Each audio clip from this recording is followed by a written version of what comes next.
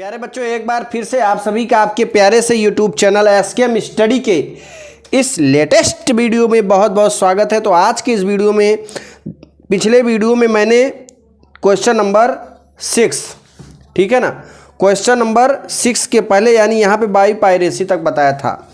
लेकिन अब हम ये जो प्रीवियस ईयर पेपर 348 जीपी है 2022 का पेपर, ठीक है ना, इस पूरे पेपर्स का सलूशन मैंने अभी पिछले वीडियो में यहाँ तक किया था।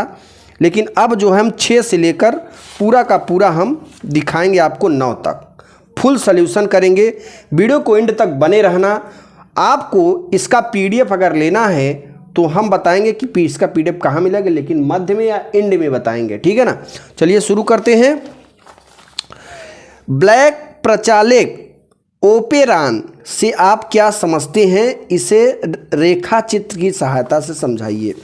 अब देखो बच्चों, मेरे पास रेखा चित्र नहीं है, इसके लिए सॉरी, फिर भी हम आपको यहाँ पे अच्छे समझा दे रहे हैं, ठीक है ना।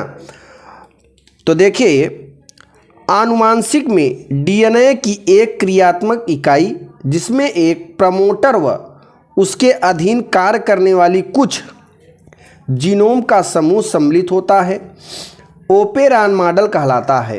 क्या कहलाता है? Operon model. यह जीन एक साथ mRNA के रूप में अनुलेखित हो जाती है। प्रोकैरियोट हेतु जैकब व मोनाड ने ओपेरान मॉडल की परिकल्पना प्रस्तुत की। एक ओपेरान में एक ऑपरेटर, प्रमोटर, रेगुलेटर तथा संरचनात्मक जीन शामिल होता है। प्रत्येक ओपेरान का विशिष्ट ऑपरेटर व विशिष्ट सदमक रिप्रेजेसर होता है। ऑपरेटर क्षेत्र प्रमोटर के निकट स्थित होता है, ठीक है ना। यही होता है हमारा ब्लैक प्रचालक। आगे है दोस्तों, पारजीनी जंतु क्या होता है, जरा ध्यान समझना। पारजीनी जंतु क्या है, इनका उत्पादन कैसे किया जाता है, मानव जाति के लिए इसकी उपयोगिता का उल्लेख कीजिए। जरा ध्यान देना। पारजीनी जंतु ऐसे जंतु जिनके, जरा ध्यान समझना प्यारे बच्चों, बहुत इंपॉर्टेंट पॉइंट पे आए हैं हम। ऐसे जंतु जिनके डीएनए में परिचालन विधि द्वारा एक अतिरिक्त जीन व्यवस्थित कर दिया जाता है तथा जो अपने लक्षण भी व्यक्त करता है, पारजीनी जंतु कहलाता है। कौन से जंतु? पारजीनी जंतु। उत्पादन पारजीनी जंतुओं को रिकॉम्बिनेट डीएनए तकनीकी द्वारा विजातीय जीन को प्रवेश कराकर आनुवांशिक रूप से रूपांतरित किया जाता है। मानव जाति के लिए उपयोगिता, जैविक उत्पादकों के उत्पादन में वृद्धि के लिए इसका उपयोग किया जाता है, ठीक है दोस्तों। आगे देखिए, आम के पेड़ की शाखा पर, अगला क्वेश्चन है, आम के पेड़ की शाखा पर एक आर्किड का पौधा उग रहा है। आप आर्किड और आम के पेड़ के बीच में इस अंतर संबंध का वर्णन कैसे करेंगे? जरा ध्यान समझना, इसका पूरा उत्तर देने वाले हैं आपको प्यारे बच्चों।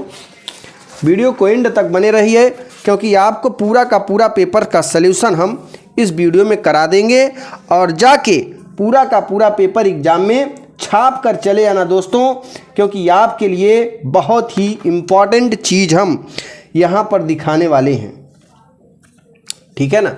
यहाँ देखिए दोस्तों, आर्किड पौधा तथा आम के पेड़ की शाखा सभोजिता प्रदर्शित करता है।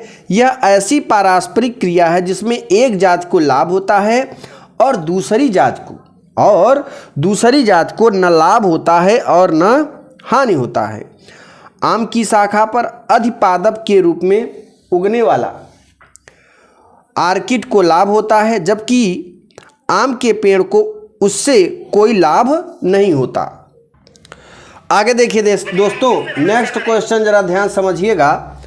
आगे वाला जो क्वेश्चन है बहुत ही इंपॉर्टेंट है आपके लिए, क्योंकि यहाँ पर देखिए जो भी क्वेश्चन, चलिए आगे देखते हैं। यहाँ पे अगला प्रश्न, 7वां नंबर प्रश्न क्या है दोस्तों? स्वच्छ व नामांकित चित्र की सहायता से एक प्ररूपी आवृत्ति बीजी बीजांड की संरचना तथा भ्रूण कोश के निर्माण की प्रक्रिया का वर्णन करें। अथवा में निम्नलिखित में से किन्हीं दो पर संक्षिप्त टिप्पणियां लिखिए। रेड डाटा बुक या प्लेसेंटा या फिर असंग जनन या एवं निषेक जनन पर लिखना है। तो देखो दोस्तों, यहाँ पर हम दो पर लिखेंगे, एक रेड डाटा बुक पर और एक प्लेसेंटा पर लिखेंगे। ठीक है ना, रेड डाटा बुक पर और एक प्लेसेंटा पर यहाँ पे लिखने वाले हैं। तो ध्यान से समझना मेरे प्यारे बच्चों, वन्य जीवों को विलुप्त होने से बचाने के लिए अनेक संस्थाएं अंतर्राष्ट्रीय स्तर पर कार्यरत हैं। IUCN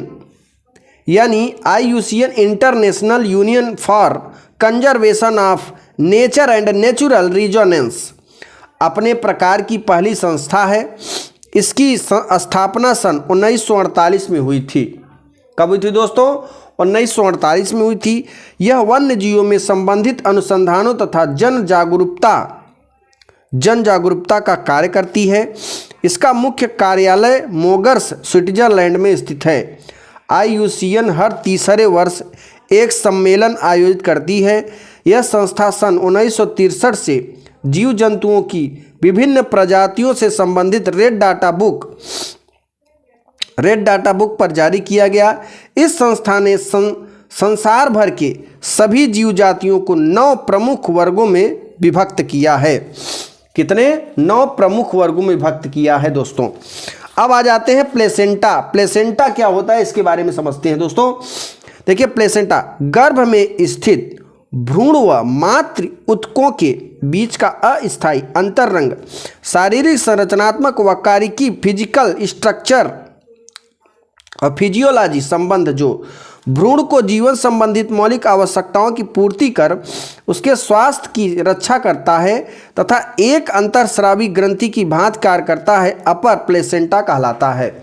कौन कहलाता है दोस्तों? अपर प्लेसेंटा कहलाता है। ठीक है ना, ये रहे आपके इंपॉर्टेंट। अब हम बात कर लेते हैं, कुछ प्रश्नों के उत्तर हम नहीं दिए हैं यहाँ पे, कुल मिला के सोल्यूशन नहीं किए हैं, बट आपको प्रश्न दिखा दे रहे हैं दोस्तों। ठीक है ना, प्रश्न दिखा दे रहे हैं। आप इन प्रश्नों के जरूर तैयार करके जाइएगा, क्योंकि एग्जाम में आने की संभावना बहुत ही ज़्यादा है इसके। ठीक है, आवृत्त बीजीय पुष्प की संरचना का वर्णन कीजिए। इसे पढ़ के जाइएगा दोस्तों, IMP वाला प्रश्न है। ठीक है ना, देखो एग्जाम में ना आप जरूर नहीं है कि जो किताब में है वही आप लिखो, थोड़ा इससे रिलेटेड लिखना। ठीक है ना, थोड़ा इससे रिलेटेड लिखना, बाकी आप कापी भरो बस, कापी भरो बस, ज़्यादा दिमाग लगाने की ज़रूरत नहीं है आपको। अथवा नामांकित चित्र की सहायता से हर्षे चेस के प्रयोग का वर्णन कीजिए। वैज्ञानिकों ने अपने प्रयोग के बाद जो निष्कर्ष निकाला उसे लिखिए। ठीक, या तो आप इसे करो या तो इसे करो, दो में से एक करना है। फिर है रासायनिक उर्वरकों और कीटनाशकों के उपयोग कम करने के लिए सूक्ष्मजीवों का उपयोग किस प्रकार किया जा सकता है, इस पर विस्तृत विवरण दीजिए और इसे लिखो। ये भी IMP वाला प्रश्न है, 5 अंक के प्रश्न है दोस्तों। ये IMP वाला, ये IMP वाला, याद रखना, ये भी IMP वाला प्रश्न, इंपॉर्टेंट प्रश्न है। ठीक, उसके बाद अथवा में करके प्रतिरक्षा को परिभाषित कीजिए। उपर्युक्त उदाहरण सहित निम्नलिखित में अंतर स्पष्ट कीजिए। सहज जन्मजात और उपार्जित प्रतिरक्षा, सक्रिय और निष्क्रिय प्रतिरक्षा। आप इसको ना पढ़ के जाना दोस्तों, क्योंकि बहुत इंपॉर्टेंट प्रश्न है। देखो, ये बायोलॉजी का GP संकेतांक है 2022 का, और ये जो हम दिखा रहे हैं GU संकेतांक का पेपर है दोस्तों। देखो, आवृत्त बीजीय पुष्प की संरचना का वर्णन, और यहाँ पे क्या है, आवृत्त बीजी पौधे का प्रारूप बीजांड की संरचना का सचित्र वर्णन करना है। ठीक है ना, ये काफ़ी, जैसे अब जैव विविधता वाला पढ़ के जाना, क्योंकि बहुत इंपॉर्टेंट है प्यारे बच्चों, ये आना है।